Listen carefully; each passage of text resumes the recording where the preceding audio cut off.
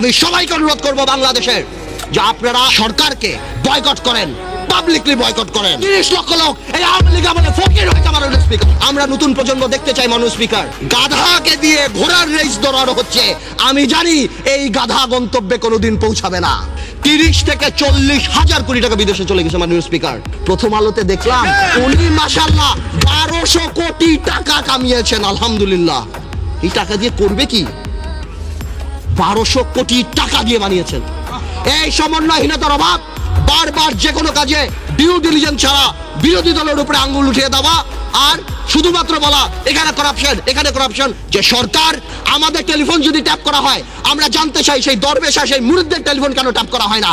যেই দেশের স্বরাষ্ট্র প্রতিমন্ত্রী শাহরুখ খানের কনসার্টে যে মাটিতে বসে, সেই দেশে কি হতে পারে? বাণিজ্যত কোথায় যায় আমাদের? নতুন প্রজন্মের রাজনীতিবিদ হিসাবে আমি এতটুকু ক্লিয়ার করে বলতে চাই যে সরকার বহির্বিশ্ব ফোন উঠে ঝগড়া করবে না। এটা তাদের diplomatic language. that we are concerned, we are looking into the matter. আপনি কল্পনা করতে পারেন মাননীয় স্পিকার, একজন অ্যাটর্নি জেনারেল ওই পদে বহাল থাকে, কিভাবে সে বসে বলে কে নোবেল প্রাইজ পাওয়া উচিত, কে নোবেল প্রাইজ পাওয়া উচিত না। এটা অসম্ভব।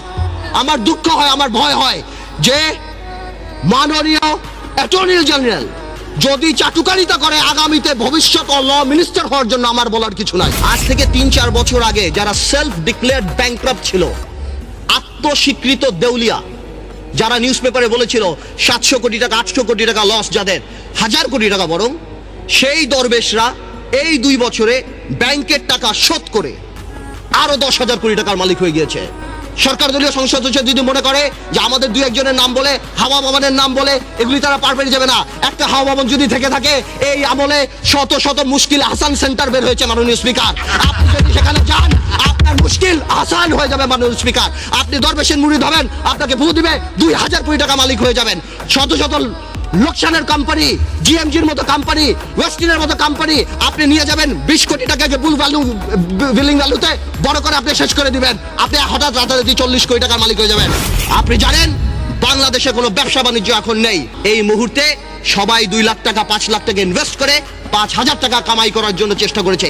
এটা কি কোনো অপরাধ? I can very well understand. বিজনেসে লস হবে, লাভ হবে, কিন্তু ডাক দিয়ে তো আপনি ধোকা দিতে পারেন না। বারবার ডেকে এনে শেয়ার মার্কেটে ইনভেস্ট করিয়ে তাদেরকে রাস্তায় ফেলে দেওয়া হচ্ছে।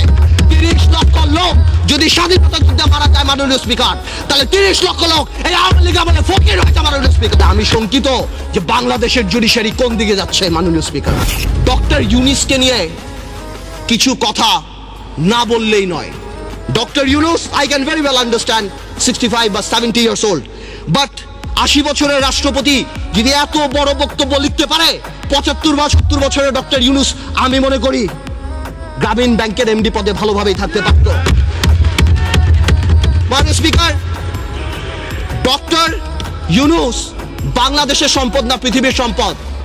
আমি দেখেছি আমাদের মাননীয় পররাষ্ট্রমন্ত্রী বলেছেন this will not affect our relationship, বহির্বিশ্বের সাথে আমাদের সম্পর্কে। ঠিক তার পরের দিনই জন কেরি বলেছেন উই আর কনসার্নড। 23 জন কংগ্রেসম্যান বলেছেন উই আর কনসার্ন।